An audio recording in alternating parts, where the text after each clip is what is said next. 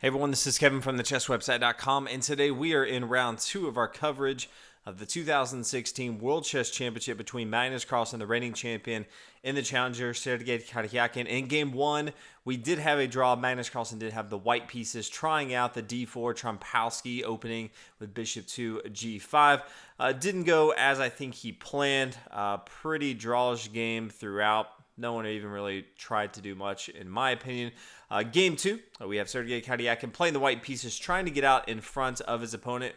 We have a 12-game match going on over the next few weeks. So anytime you can get a victory, especially with the white pieces, it is very, very important. So Sergei starts out with pawn to e4. This is kind of what we expected from Carlsen yesterday.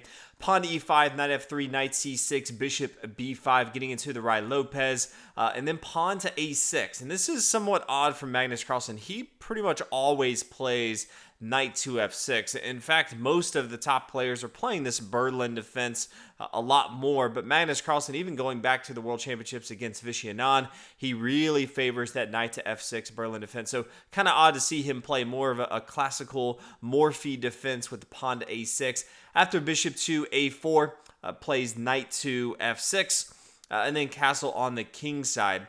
And from here, Magnus Carlsen has a lot of different options. He could go with more of an open defense with knight taking on e4. He could always play more of a Russian defense, which I think would be somewhat fitting considering his opponent's Russian. Pawn to d6. Could always play more of an Archangel defense with pawn to b5. But he opts for just kind of the closed defense, and that's bishop to e7.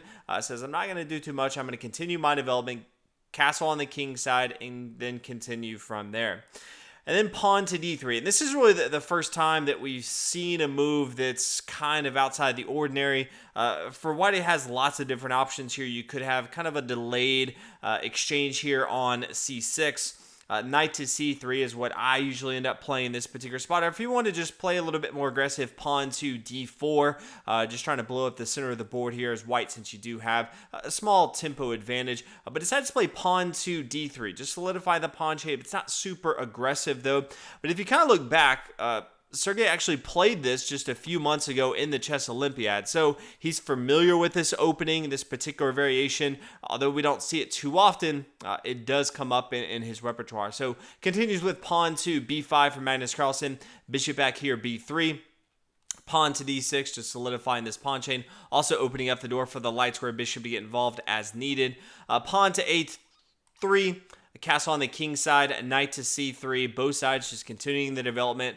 Knight to a5, attacking the bishop, and then the bishop coming back here to a2. This is kind of something Bobby Fischer used to do a lot. Bring his bishop over here to c4, and then eventually bring it back here to a2. Slightly different variation getting into the Ruy Lopez, but same kind of concept, bringing the bishop back here to a2. Still attacking this long diagonal with the pawns here on e5 and d6. It allows this light square bishop to be very, very important in the attack. Magnus Carlsen's not really having that, so he plays bishop here to e6, just trying to stop that attack right now. Says, let's go ahead and exchange on board if you want to. Decides not to, instead plays pawn to d4, and I like that. I don't really like playing bishop takes on e6, because then the pawn recaptures. Yes, black has double pawns here. Anytime you have double pawns in the center of the board, it's not as bad, especially if you have kind of support here from your d-pawn as well. And then you open up a semi-open file on the f-file for this rook to really get involved and really start to attack your opponent's king side. So all in all, I don't recommend playing, just bishop takes here on e6, but it does look like this light square bishop is going to have to fall for Sergei Karjakin. So pawn to d4, trying to strike the center of the board, and then we do see an exchange on board with the bishops, and then the rook ticking here on a2. Magnus Carlsen, rook over to e8, just getting his rook a little more centralized into the game. Rook back here to a1. It's not doing anything here on a2, so it just brings it back to a1. Knight to c4, just kind of a transitional move. It's not really attacking too much right now. Sergei has the opportunity just to play pawn to b3. This is probably what I would do on board. I think it's easy just to go ahead and kick your opponent back right here. Knight back, b6. You can play bishop to e3 if you want to. Or if you're worried about this, knight to g4, that's going to just kick your bishop back here to d2. You can always play pawn to h3 here. You can play rook here to e1 as a first move, but I would just go ahead and play that that pawn to b3. We end up seeing this a little bit later, but decides to go and play rook to e1 first. Rook to c8, just centralizing a little bit more. Pawn to h3, and then Magnus Carlsen waited for a little bit and then played pawn to h6. So both sides just trying to block off some of these critical squares over here. g4 square from white, so the knight can't get involved into the action, and this pawn here on h6 blocking off the square here on g5, so the knight can't get into the action. So both these knights really just now protecting and controlling the center of the board. Pawn to b3, kicking the knight back here to b6, and then bishop to b2. So did have the option of getting involved, but decided since this pawn here on h6, it's not going to be doing too much. Pawn to e3, not as exciting knowing that it's not going to be coming here to f4 or g5 anytime soon. So it says I'm going to go ahead and start gearing up for the center of the board if we do see some exchange on these dark squares. Wants to go ahead and have his dark square bishop involved into that action. Bishop back here to f8. Magnus Carlsen's kind of thinking about the same thing, so wants to make sure his rook is involved. Rook here to e8. Rook on e8, protecting this dark square bishop right here, or dark square here on e5. After the exchange, we see pawn to a4. And a lot of people in this particular situation thought that Sergey should go ahead and just take with his queen. So queen takes on d8. I think it's worth a look how this particular variation would end up. Not exactly sure, but rook take from c8 to d8. Wants to make sure he doesn't take with this rook, because then you can just go ahead and take that pawn right here on e5. But after this rook takes, all of a sudden knight to a2, opening up the door for this dark square bishop here on b2 to attack this pawn. Does have the other knight here, so maybe knight over here to d7, protecting, but does kind of block this rook off from the action, and then a rook over here to d1, getting into this open file to try to control that as much as possible. It's kind of tough. You have this knight over here on a2. That's not going to be involved into the action anytime soon. And it's not clear that you have a super strong attack. Even this bishop right here is still kind of tied down to this pawn on a3. So at the end of the day, Sergey kind of looked at this and said, I'm going to go a different route. I see an advantage here with pawn to a4, so continues with pawn to a4. Pawn to c6, just solidifying this pawn chain a little bit, and also controlling the square here on d5. Still a very important square in the center of the board. And then we start to see an exchange on board. So Sergey says, okay, let's go ahead and exchange off queens, and then pawn takes on b5. Pawn recaptures, knight to e2, bishop down here to b4. And Magnus Carlsen had a few options here. I think as soon as I see knight down here on e2, this does kind of block this rook here on e1 from protecting his pawn on e4. I would just immediately take here on e4. I recognize that the bishop could take here on e5. That does kind of blow up the central pawns, but then knight down here to d2. This just starts to put a lot of pressure on my opponent. You now have a very active rook controlling this knight right here. We're really not going to see take right here, because then all of a sudden Magnus Carlsen's attacking the second rank. That's not what you want your opponent to be doing.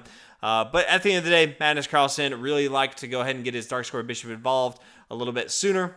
So bishop here to b4. Bishop here to c3. Magnus Carlsen decides, let's go ahead and exchange those off on board. Knight takes on c3. Knight over here to d7, protecting this pawn here on e5. And then rook up here to a6, rook here to c8. So Magnus Carlsen is definitely in a defense mode, not really trying to attack any of Sergey's pieces at all. Pawn up here to b4, rook down here e6, more defensive, trying to eye down, make sure nothing happens with these pawns on board.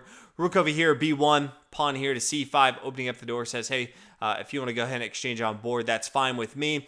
I'll take here. Now, keep in mind, Magnus Carlsen does have double pawns here, although it is going to be somewhat difficult to go ahead and take advantage of this if you are Sergey Karjakin. Knight takes on b5, pawn recaptures on b4. After the rook takes, rook down here to c2, getting on the second rank. Knight up here at d6, and then rook down here c1, and this is kind of the end of the game. King up here h2, rook to c2, attacking the pawn here on f2, kind of forcing the king to come back here to g1 to protect this. And at this particular spot, they did decide to draw the game. I actually think they may have drawn the game a little bit earlier, but they do need to get to 30 moves in this tournament. And so after 33 moves, they decided to go ahead and draw the game. Afterwards, they even kind of asked some of the players that it wasn't the most exciting. No one really went for anything too crazy.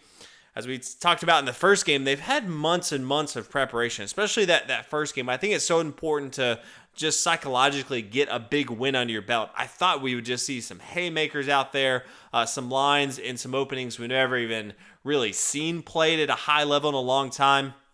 All in all, these players have come out of the gate and haven't played anything crazy at all. And Magnus Carlsen kind of responded to those questions and said, hey, every game is not going to be fireworks. We do have 12 games that we're going to be playing, so be patient. Games definitely will be exciting, but this one, not the most exciting. And I think any chess fan, even the players themselves, recognize that not much was going on. Still very, very high-level chess. You just don't see this variation in the Rai Lopez very often. I think both players played extremely well. They didn't get out of line. They didn't do anything too crazy. So all in all, we're tied up. Both players have a full point, getting half a point in each of the games for a tie. So we will take a day off in the next day, and then we will come back on Monday for Game 3, and Magnus Carlsen will have the white pieces. So everyone, thanks for watching, following along with the coverage over the next few weeks. Enjoy the video, and I will see y'all in the next one. Thanks again for watching.